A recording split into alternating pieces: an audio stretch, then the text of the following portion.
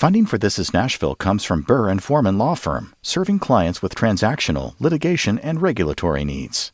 Discovering how each client defines a win and working with them every step of the way to achieve it. Burr.com. I'm Blake Farmer, and this is Nashville.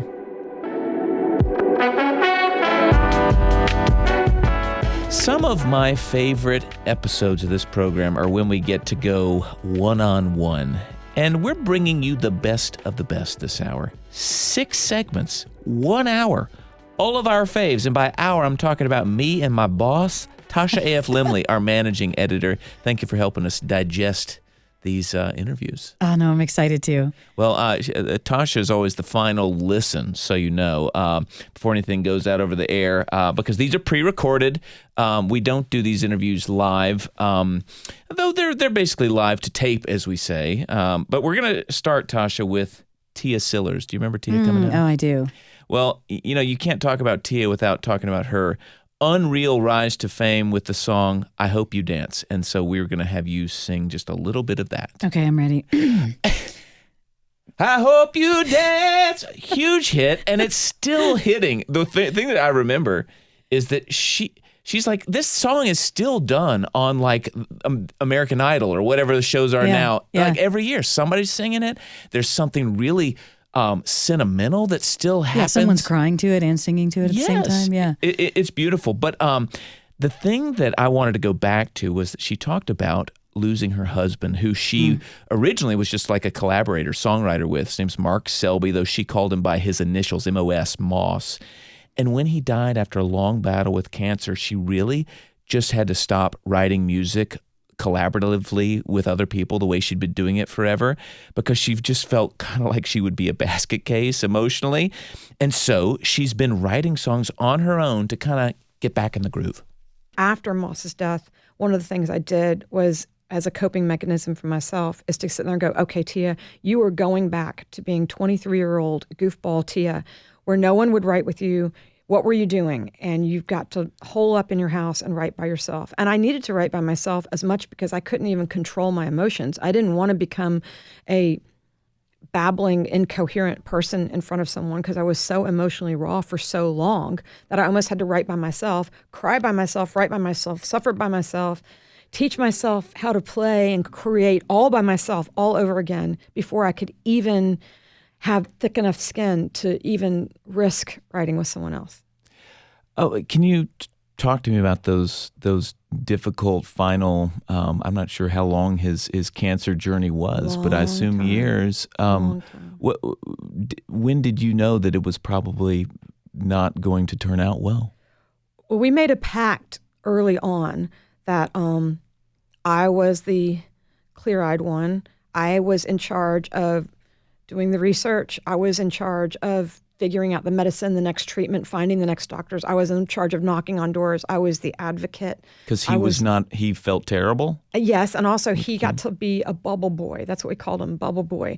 All he had to do was play his guitar and listen to Jimi Hendrix and pet the cat and take his medicine and live with what he was living with. Yeah. And that was his job, because we did every year that he could stay alive, they might come up with another medicine. That's how it felt, was hang on until we could find a better chemo. Yes. Yeah. And it was amazing. I like to say that it's like for years and years and years of my life, we were standing right on a cliff. We were never more than 3 inches from the cliff. Sometimes we had to stick our foot over the cliff, or our nose or our torso, but the cliff was never out of sight. And it was one of the most terrible things about his death was that, his death came as a relief at the end. God bless him. It was a gift at the end. But then it just left me in this absolute void, because then they go, now you may step away from the cliff. And suddenly there's no cliff. So there's no pain, there's no suffering, there's no medicine, there's no nothing. I'm 100% healthy. I can touch my toes. I'm not nauseous. I'm not sick. Nothing is wrong with me. Nothing is wrong with me. There's no cliff. And what do you do when you've lived so long next to the cliff and you've tried to keep this person from falling off the cliff? I think a lot of people can probably identify Yeah. with that. It was just that void, that absence of caring so deeply for him and believing so fiercely that next month the cure was going to come.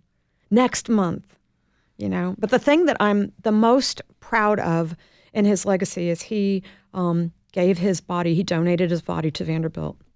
The doctors came and talked to him about 9 months before he died, because he was getting ready to have a very dangerous surgery that he only had a 10% chance of surviving, but he came through it with flying colors. But before he did all that, he agreed to give his body to science, and he had to sign all this paperwork, and it was all this legal rigmarole that he decided 100% on his own. I had nothing to do with it. And then, you know, he dies in our house, and they come to take his body away, and they just take his body away. And then I was able to say he was in medical school. My husband, the doctor. That's cute. He's becoming a doctor, you know, and he was there. And I mean, what did they find? What did his body help find? What did his body help? Yeah. What a beautiful thing. I said we weren't gonna talk about I Hope You Dance again, but I heard you tell this story where maybe he realizes he's gonna go. Yeah. I don't think he never told me. He never admitted he wasn't going to make it. Never. The only way I knew he wasn't going to make it was I later found after he was gone, I found an email he sent to his wonderful manager, Klaus Stigmeyer. And he just said, "My friend, I think this is going to be the last time you hear from me." And that was like the closest he ever came to. But in the last year of his life, he said to me, "You wrote I Hope You Dance, and now you're going to have to live I Hope You Dance." And I asked him at one point, if he were not to make it, that he's going to take care of me, right? You're going to find me. You're going to come and find me, and you're going to be my guardian angel. And he said, "Don't you think if I can, I will." And those to me, yeah. Have you written that song yet? No, but I should. He was just awesome. He was just an awesome human being. That's Tia Sillers in our interview from this summer. Back here, you're listening to This is Nashville. I'm Blake Farmer, in with Tasha A.F. Limley. Yeah, Tia was really special. I mean, kind of friend of the show now, which is great. Yeah, what's hitting you today? Yeah, I think it's weird to say, but one of the greatest joys of this year is how much we've been able to talk about grief. Yeah. I think it's such an experience for everyone, right? It's like, it's normal. It's different for everyone, but there's so many similarities, and sharing grief is just so beautiful. The intimacy of this conversation you were having, it feels, it's so close. Oh, yeah. Well, I think she sort of wears her emotions on her sleeve, which I'm sure is what has made her such a great songwriter. Yeah.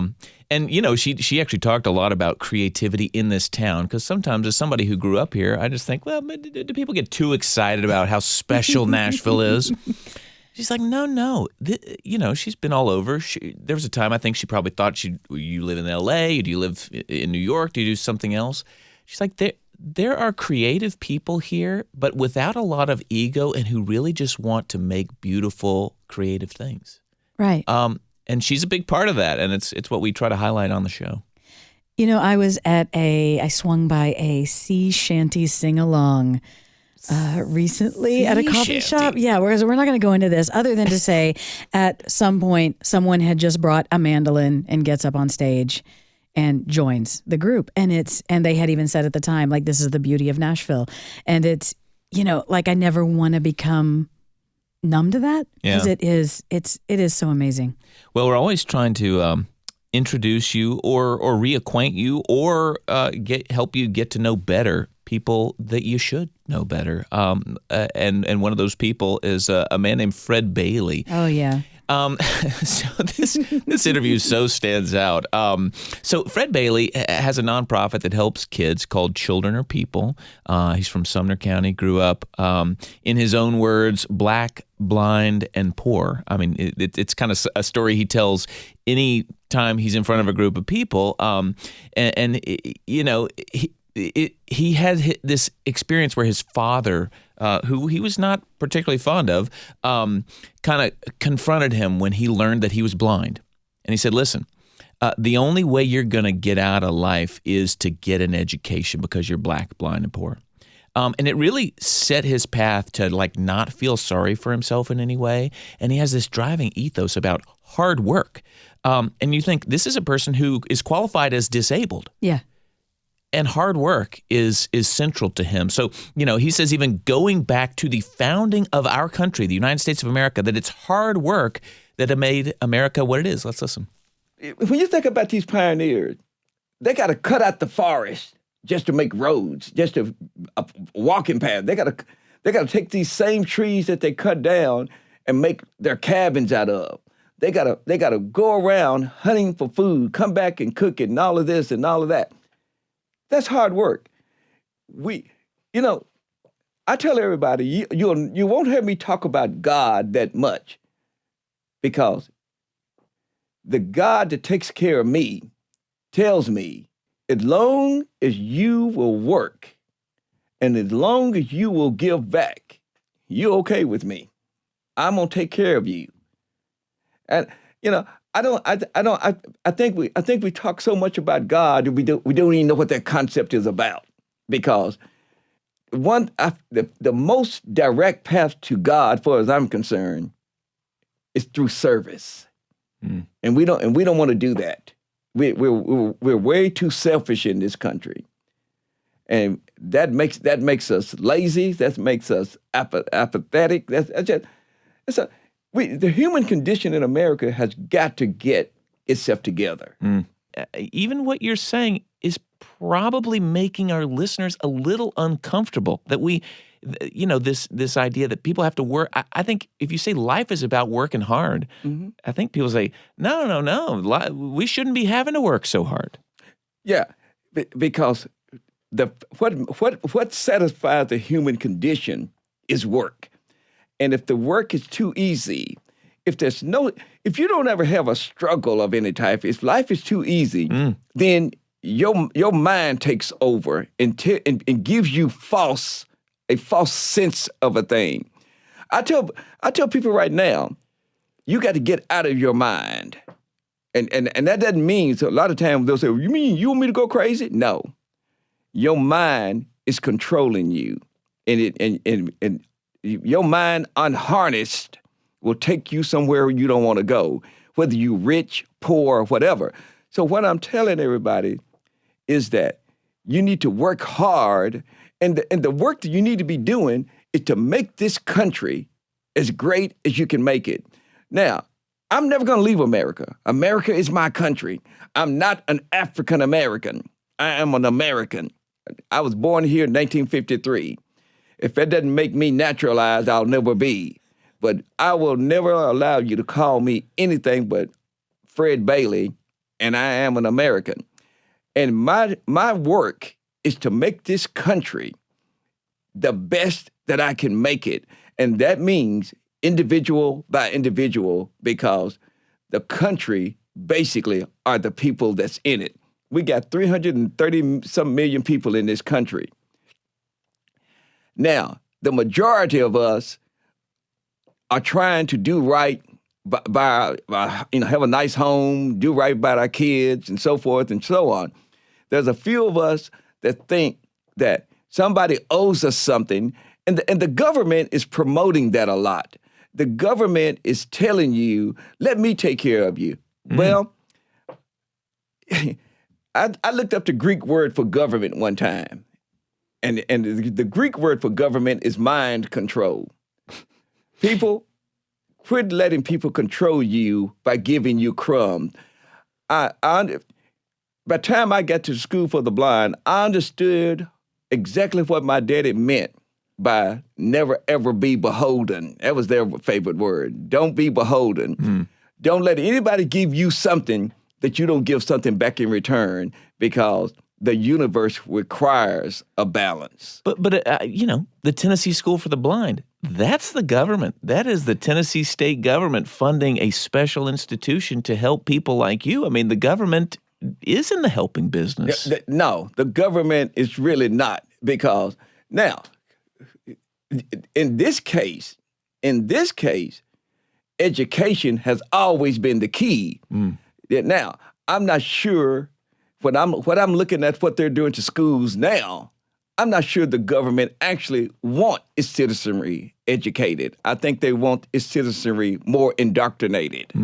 Well, can I ask you this? Yeah. All that you're talking about makes it very difficult for me to think about where you might sit politically, if that even matters. Do you think of yourself as a political person, whether it's left, right, center? Where are you? I'm an American. And I'm an American. I think we need to do a lot less white supremacy and Black Lives Mattering and Democraticing and Republicaning, and let's do more Americaning.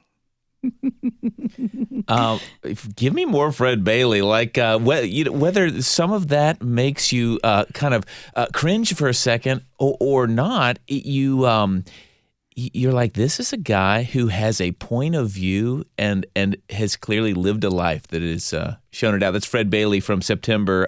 This is Blake Farmer and Tasha A.F. Limley. Yeah. I mean, like, so compelling and convicting, and I'm not going to argue with him. Like, oh my gosh. Like, one of the pieces I remember from his profile is that he is so determined, like you're saying. Am I remembering right that he goes on a date with his to-be wife and she has no clue he's blind? She didn't even know he was blind. Like, they started... They're at a dinner. Yes. Like, he could navigate the world and basically, yes, without sight. He would walk to work. Down a road that was not... I don't think there were even sidewalks that he would walk. And, no, this is a man who... he is a working man himself and thinks the rest of us should be too. Yeah. And I'm a little inspired. Yeah, I'm intimidated. Yeah. Well, we do need to take our first break. We have more hot stuff coming. When we return, another hot take from restaurateur Tom Morales, and then humorist Andy Marie Tillman on rediscovering her Appalachian roots. So stay with us. This is Nashville.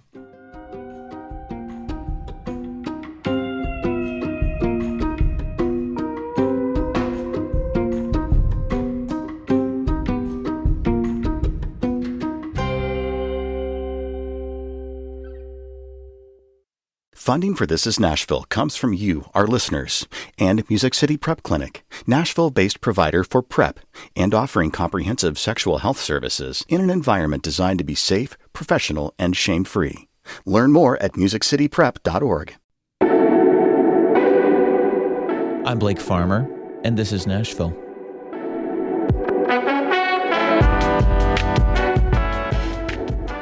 Each Monday, we've got kind of a one-on-one situation here on This is Nashville. We call them profile interviews, and who are they of?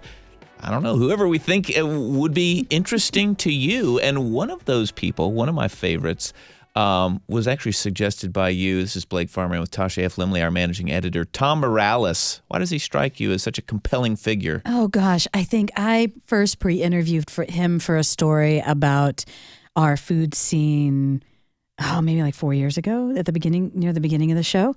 And I think I was on that, quote, pre-interview for over an hour. He's a talker. He is a talker, and I was just trying to download this history I was getting from him. Well, he has an amazing history that we don't have all the time in the world to tell you about, but we'll have links to the full interview if you want to listen to it. But our interview started out with this tour around Lower Broadway. It's Saturday night, and we're weaving in and out of the masses that are making their way around the hub of tourism in Nashville, which of course is Lower Broadway. What on this Saturday night? What do you see around us? What's happening these days on Lower Broadway? Well, it's certainly more debauchery than it was. Well, it was known for debauchery, yeah, right? But it was a creative debauchery. It was people making music, and Willie Nelson selling a song for $10, and it turns out to be Patsy Cline's biggest hit. And they'd go out back and smoke pot and do whatever they did. But this is more like people, throwing up on the sidewalk. It was like New Orleans during its heyday, and it's not really what Nashville was when I was growing up on Lower Broad. But you got the people enjoying themselves. It's not like they're not having fun. I think COVID really changed the type of tourists that we had. Is that right? Yeah. Oh, yeah. It was. The mayor said the right things, but the enforcement wasn't there, and so you had a Nevada freestyle. We had people come in all the time saying, well, we don't have to wear a mask at Kid Rock's. Well, go back to Kid Rock's. So, your hospitality person, me, who's nice to everybody, and that's how I live my life, all of a sudden had to be the policeman. Well, this is it. We're doing what the community asked us to do. And so I think in that period of time, we lost the music seeker, the person who was trying to see who was going to get on that stage, who the next big star was going to be. I mean, it's a storied history of people who played Lower Broad and got their start. In the early days of my life, if you could get on a honky-tonk stage in Nashville, you had a chance to be a star. It was a discovery platform. You had every record label had an AR person in there trying to see who. Oh, that's Alan Jackson. That's how he got discovered. Oh, that's Randy Travis. Oh, that's Willie Nelson. Oh, the stories and who got their starts there are legendary. And so, COVID really served 5 counties around Nashville. You could look at the police blotters. 60-something% of the arrests during that period of time were from really locals, and there's never been an attempt to, it's a community choice. Unfortunately, the people, you can have codes that say we need a diverse type of retail businesses. During COVID, the amount of bar space doubled. You're saying people were building during COVID, and it became kind of serving alcohol was the primary business. Yes, there's a few businesses on 5th and Broad that are you can go and buy something, but think about all the boot stores, the pawn shops. They all added a flavor. We talk about debauchery. Well, nobody was seeking out the pawn shop, but you're right that it at least had brought some variety. You've been pretty tough on Nashville's entertainment district. That of course draws so many people and is kind of the reason it's been successful in some ways. But what is the thing, if you put your finger on it? What is it that bugs you about it? That it's no longer a discovery platform. It's no longer what's cool. It's more about who's the big star and let's name a bar after them. And okay. Instead of being about discovered, it's like whose name is on the bar. Which, of course, I mean, all the big names, they're putting their name on a bar. What do you think the chances of you finding Jason Aldean inside of his bar? Well, I'm sure it happens from time to time, but you make a good point. Well, these throngs of people certainly bring you business, right? I mean, you've got Acme Feed and Seed that's right there, across from Hard Rock Cafe. You got the Southern Steak and Oyster that's just over there on the corner of Demumbrian. I mean, how much of your business do you consider being from tourists? A smaller percentage. Is that right? Yeah. When there's local events, we've always geared our marketing toward locals, and I think that starts back with when I first invested in Lower Broad was 408 Broadway, and it was Groon Guitars and Jack's Barbecue, but anyway, it was 4 local people, and everything else was porn shops or pawn shops, and I put the brakes on. I can't open a restaurant when 1 out of every 100 people that come down here could be a potential customer. So we knew that we needed to get local people back downtown for that area to be successful. And he goes on to explain that that idea for something local was Dancing in the District, which was this big weekly concert series that was on, I think, Thursday nights. Yeah. And everybody went to it. When you first came to town, would Dance in the District still have been happening? I think we were still having Dance in the District, yeah. And there were a few things that happened after that were like it. But Blake Farmer, Tasha A.F. Limley, This is Nashville. That was a bit of our interview this year from Tom Morales. And, his real point is just that if you don't have a reason for locals to come to the tourist area, Lower Broadway, then Lower Broadway will become something other than what originally attracted people here. Yeah, it'll become something other than local, even though it's in the heart of the city. I think what I hear in him is this ideal beauty of people who want to retain what is and people who want to push forward to something new. Like in that tension, there's some hope there, but it's not easy. Yeah. Well, no doubt about it. It's kind of why I was pressing him. I'm like, listen, you're kind of in the tourism business. I mean, you go to his places, tourists come in. His point is that he's pretty committed to trying to keep that discovery platform. For instance, we actually interviewed this guy after he mentioned him. I thought, wow, we need to have Charles Wigwalker in here. Yeah. It's old, kind of R&B singer, grew up in Nashville. He plays at Acme Feed and Seed every Saturday during brunch. And Tom is pretty adamant that he pays everybody who plays. He lets them play original songs, not just covers. Right. And he thinks it's part of keeping what's special in Nashville special. Yeah, and I think he's got something, and I'm grateful to him for continuing to struggle that struggle. Well, let's hear another kind of struggle with Andy Marie Tillman, who kept us laughing, but a whole lot of thinking when she came in for an interview not that long ago, but I just had to go back to it because it was such a joy. She grew up in Scott County, East Tennessee, just north of Knoxville, basically. But when she was growing up, her family would ask her to do impressions of people around town. And she was happy to do it and loved playing for laughs. But not until a few years ago did she start putting some of those characters on TikTok. And now millions of people are having a good laugh, too. It wasn't until I posted a video of this character I have called Papaw.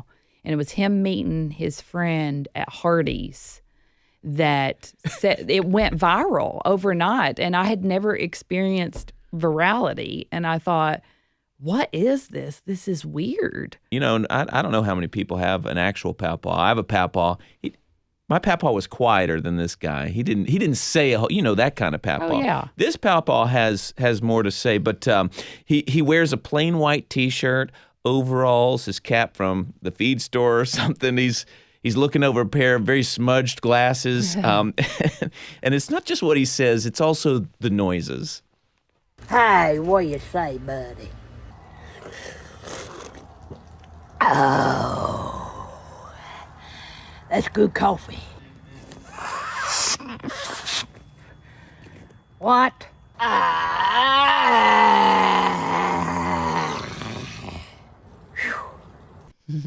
Is this your Papaw? This is based on many men that I would run into in my hometown. They all sat at this place called the Liar's Table. And there's kind of a Liar's Table, I feel like, in every southern town. And the attire is based on my Papaw. My Papaw had his bibs, and then he had his good bibs, By bib, you're talking overalls. His bib overalls, yeah. And he of course, I think he had, I think he wore Liberty overalls. I think that was his brand of choice. But anyway, his good overalls he'd bring out for special occasions like weddings or funerals. How have your views changed of home since you left? Much less bitter. I remember, I think as a kid, I really loved my family. I loved my friends. I loved the scenery where I was. Just beautiful, awe-inspiring hills. Yeah, this is up there near Big South Fork, yeah, isn't it? Scott County, right? Big South Fork. Rugby, Oneida. Yeah, look at you. I guess I just felt held back because I didn't feel like there were a lot of opportunities to perform and to do artistic things there. So now I see that it inspired everything that I do. It made me who I am. So, You're saying there would have been a time that you would have I couldn't have resented being imagined there. that you would actually lean into that part of you. 100%. Talk to me about the decision to I'm going to go to Nashville. How did that come about? Well, honey, I thought I was going to be a songwriter. I did. I really thought I had it. And I'm not trying to put myself down, but I just was not very successful at that. But that was my plan. I see. Was I'm going to go to Nashville. I'm going to write songs. And I completely set acting aside and didn't even want to talk about it. I was like, no, I'm an artist. And I want everybody to know that I am an artist now. Did you come and start trying to do co-writes? yeah. And you're trying to get in that whole and circle. Did shows, awful shows that 3 people would show up to, and do a bill where there's 5 of us on the bill, and it was just basically just changing out drummers the whole night. I mean, I'm so glad I did it, but I was kind of miserable while I was doing it because I think I lost a little bit of my humor. I lost a little bit of my playfulness about myself. I really wanted to be taken seriously. And maybe every early 20s wants that. When did you realize that that was your calling? Was the art? There's artistry over here, even when it's wearing wigs and painting your face. Oh, I just had to get real depressed because I think I was a big fish in small pond. That's what I think I was. And so I step out and I realize, gosh, there's a lot of people who are funnier, smarter, prettier, more talented than me. So what am I going to do now? Well, nobody has my story. And I'm sure I didn't write this out in a journal. This is all just time. Revelation. That's Andy Marie Tillman, humorist. It's Blake Farmer. This is Nashville, in with our managing editor, Tasha A.F. Limley. It's funny because while we were listening to that, I opened my phone like people with Twitches do.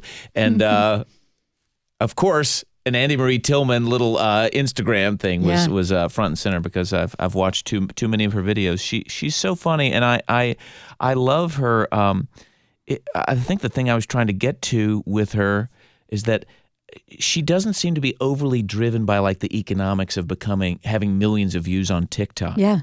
She does sell merch basically of her characters so she can do this as a job. Yeah. But she's not, I don't know, she just strikes me as not someone over here creating content, looking for deals so they can become a multimillionaire or something. Well, and isn't this Ray DiPietro who we just profiled? Yes. That's what he talks about. I had no clue that he does this work basically for no pay. And this is his never-ending photo essay, basically of historic things or things he thinks will be historic around Nashville. And then you're like, oh, he's not working for anyone but himself usually. And I have thought that this is one of the beauties of our city is that you can do your thing here, start your thing, find your little nook or cranny, and somehow make a living at the same time. Yeah. I mean, it's just fantastic. And I guess it's why, there's part of me that when people complain about the cost of living, you're like, listen, there are other places to live. I mean, it's like it may just be you're trying to live in a very expensive neighborhood. There are other neighborhoods. But the thing, when you talk about artists, you're like, you need a place where you can be around other artists. In fact, Andy Marie Tillman was saying the very thing, that being around the creative culture that allows a Ray DiPietro to have this idea, you know what, I'm just going to go make a never-ending photo essay and make a life of it. Right. You need to be able to do it somewhere where it doesn't cost a fortune to live there. Yeah. Yeah. Well, we will get more at this when we come back, but we do need to take one last break. When we come back, we'll bring you a forward-thinking physician who rediscovered her mom's remedies, and I'm calling him the sentimental saint of the Opry, and I'm sticking with it. Stay with us. This is Nashville.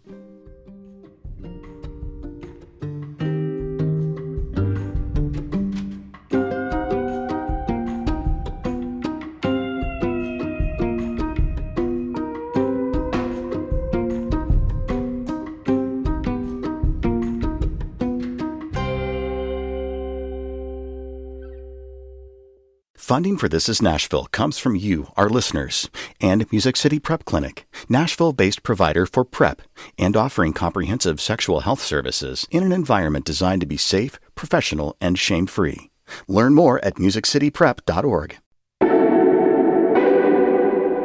I'm Blake Farmer, and this is Nashville.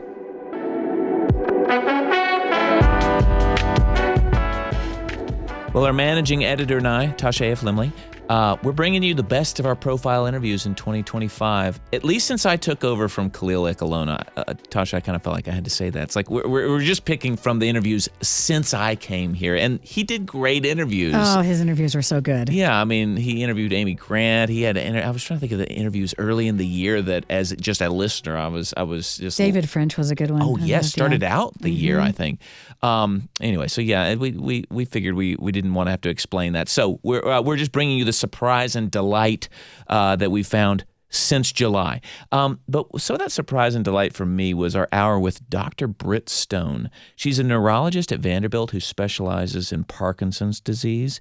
But what makes her so interesting is her interest in herbal remedies. And it turns out she was kind of raised to look first to the earth before opening the medicine cabinet. Here she is.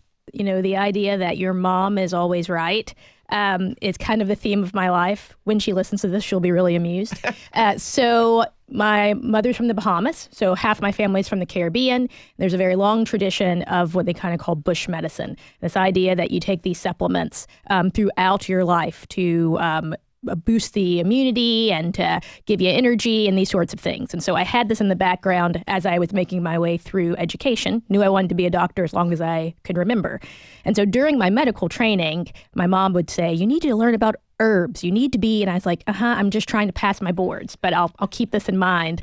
And actually in the midst of the pandemic, I took an herbalism course. And it was our first kind of returning to interacting with people in small groups in the midst of COVID.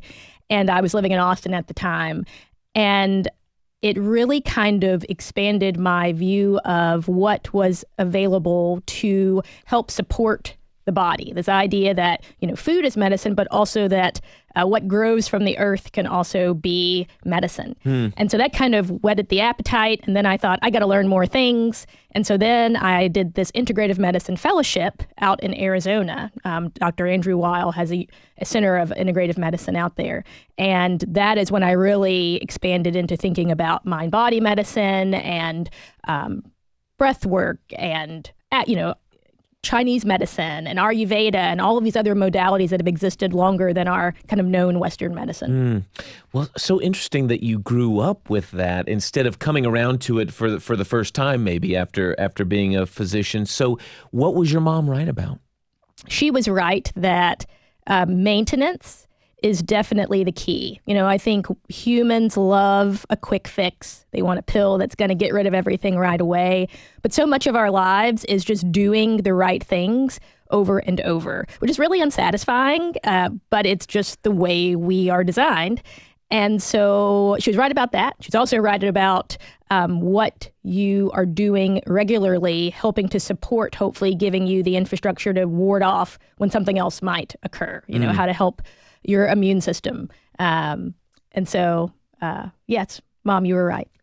Well, so what in your household growing up, you grew up in Tupelo, Mississippi, correct? Yes. So what were you all doing that maybe the neighbors were not doing, that maybe this bush medicine was happening that was a little different? Yes. Number one, cod liver oil, liquid cod liver oil, not the capsule, a teaspoon every morning, particularly in the winter.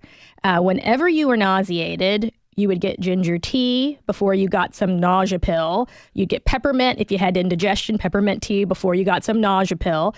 My grandma would come in the summers and she'd bring this thing that I now know to be bitter gourd. They call it Soracey, and it's very bitter, and you squeeze lemon in it and you give it to kids to help their appetite. For people who know what I look like, I'm on the petite side, and she thought I didn't eat enough. And so she was convinced the Soracey, it did actually make me hungry, so there you go. She would give us this every time she came to visit. So these are the sorts of things. Oh, well, you had a longer list than anticipated. So is there science to back up all those things, or some of them like no, some of them you didn't need? They're all backed up by science. So Really? we know, omega-3 fatty acids and like oily fish is very helpful for like mood boosting. It's great for cardiovascular health. So we're telling people to take fish oil now. So this is the cod liver oil. You literally took a spoonful in the morning. That's right. And I assume that was hard to go down. I mean, it's not tasty, right? It's not tasty. And so you'd be, the treat would be orange juice after. And the ginger, the peppermint tea, those seems pretty normal. I assume, though, surely they don't do that much, right? They're not. No? They do more than you think. Really? So actually, they've had some randomized control trials, particularly for ginger, that is used in nausea with individuals that are pregnant, used when people go through chemotherapy and have nausea for cancer treatments. So ginger is now being recommended by physicians, and not just your grandma. When you have, a nausea. So had you had decided to make a life as a scientist when you went to Vanderbilt to get a neuroscience degree. Had you sort of written off some of this stuff? I would say yes. I think you kind of, what you grow up with, it's so close to you that you don't think like whatever, you're like, well, this is what we did, but we don't really know. But I tried to always maintain a bit of an open mind about we never know what kind of traditional wisdom we have forgotten and then we feel like we've discovered, and actually we just have remembered again. Sometimes mom is right. Oh, yeah. Blake Farmer, Tasha F. Limley here. That was Dr. Britt Stone, neurologist at Vanderbilt. One of our favorite profile interviews from the year. Was your mom right? She was definitely right about some things. And I think there's that old wisdom that becomes new wisdom, and that common sense that comes back around and until we finally hear it. And I hear that a lot in Britt's interview. Well, and I wanted to hear from her because, frankly, I don't know if it's a social media or what, but like it just seems like the place where people are pushing all the supplements, this medicated, this thing. Now this is over the counter. All sorts of stuff that used to be behind the counter that now is. What are we supposed to be, doing? And she had this very interesting recommendation, which was basically, first, what is your goal? What are you trying to do? Yeah. Not just like, well, should I be taking this? Well, what are you trying to do? Yeah. And then one thing at a time. And I thought, well, that's just helpful information. I love that somebody as smart as her, who's studied the body as much as she has, thinks about, mom had some stuff going right. And then again, someone in our community who's finding their own very specific way and finding where they are needed and rightly used. Yeah, after that interview, I had several people text me and be like, hey, that's my doctor. My cousin was like, hey, that's mom's neurologist. And I had somebody else who say, I know her. She goes to my church, and somehow I've never talked to her. I didn't realize how amazing she is. And so that's exactly what we're trying to do when we have these profile interviews. So the most famous of all, we've left for last. Yeah. And famous. It's not like Bill Anderson is a household name, though you add the word whispering, and you might get some ears to perk up. But we're going to close out with whispering Bill Anderson. He has been a member of the Grand Ole Opry longer than anyone else ever. And the Grand Ole Opry, big in the news this year because it was turning 100 years old. It's kind of incredible. It's been around a full century.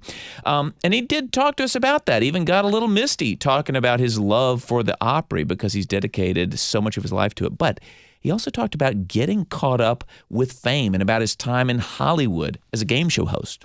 I don't know. I like people. And when you're working on a game show, you got your contestants and the audience and the producers and all the people. Just being around the people, I just enjoyed it. I loved it, and the more I did it, the more I liked it. After The Better Sex was canceled at ABC, NBC offered me a show called Spellbinders.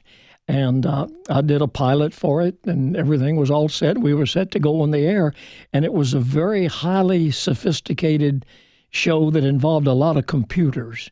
And we couldn't ever the technical people, could never get the computers to work fast enough. They were somebody would say a word and it's supposed to flash up on the screen, and they couldn't make it happen. Technical fast enough. difficulties while on the air. You're Absolutely, saying? Okay. and so we never got on the air. Well, there you go. But I came very close to moving to L.A.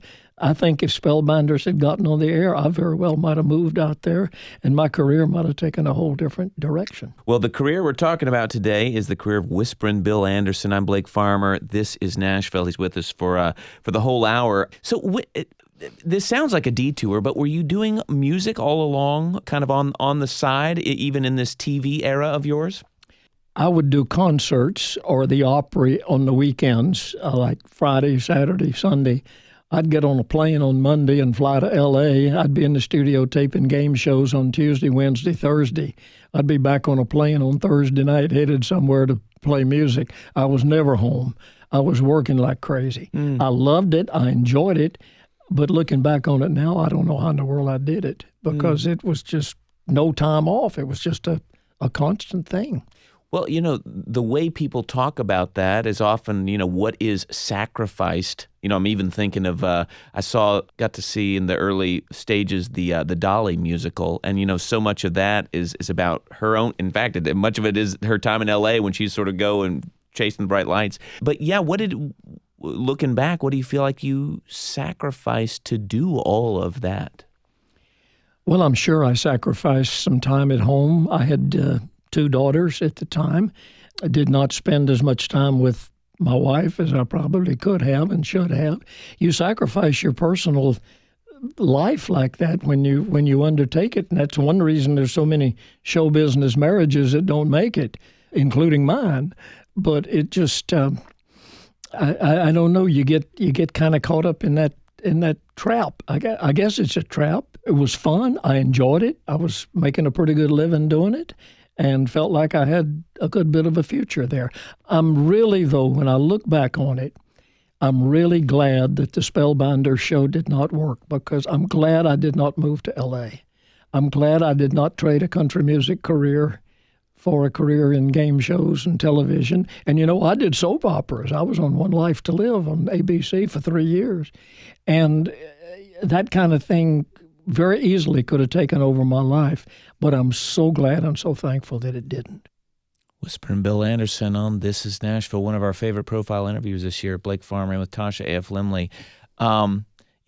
We don't get a lot of people who speak openly about, frankly, the sacrifices it takes for you to really make the most of your time in the spotlight. Yeah, and I so grateful to him to take so much time with us to reflect. He had so much to say and so much depth, and just appreciate the thoughtfulness, which he can look at his career and look at our town through that. Yeah, and it makes me think too.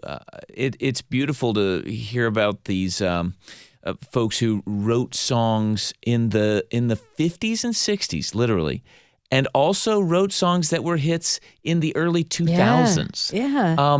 And that was all because Bill Anderson, frankly, after he got back from this little game show excursion and soap operas, he came back and Nashville had totally changed how songwriting worked. And he's like, all right, I'm going to have to figure out how to do this co-writing thing. So he calls up Vince Gill and like, hey, you want to co-write with me? Would you let me? And Vince is like, well, sure. And then he's co-writing with Brad Paisley too. And kind of, as an older man, learning the ropes that had changed while he was off in L.A.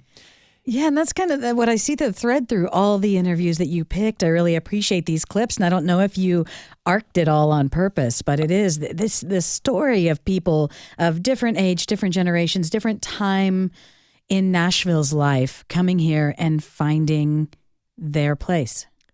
I'm glad that you found that because unintentional, but you're right. Perhaps that's just what I'm drawn to. Yeah, is. People ask us sometimes, well, how do you decide who to interview on the show? And I'm like, oh, well, good question. I just feel it.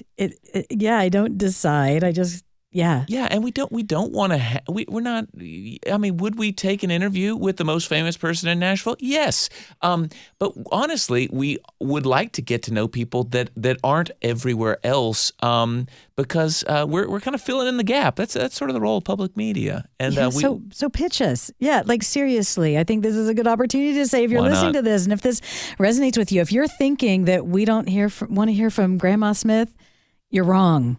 We very well may. So let us know this year. We're pretty easy to get in touch with.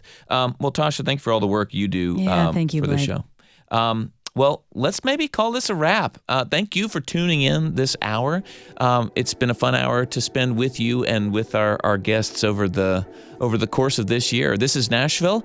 It's a production of Nashville Public Radio. If you need some year-end listening and you're in the right mood, I recommend our In Memoriam episode when we memorialized our neighbors who died this year. It was a very special hour to get us in a contemplative mood here at the end of the year. You can listen in our podcast feed or at thisisnashville.org, where you can also watch a video of the show. Tasha F. Lemley, she's our managing editor, our board operator, making us sound good every day is Liv Lombardi. The masterminds behind that theme music are LaRange and Namir Blade. The conversation doesn't end here. You can comment, tell us what you want to hear on the show by leaving us a message at 615-751-2500. You can also find us on the socials at This Is Nashville. I'm Blake Farmer. Go in peace.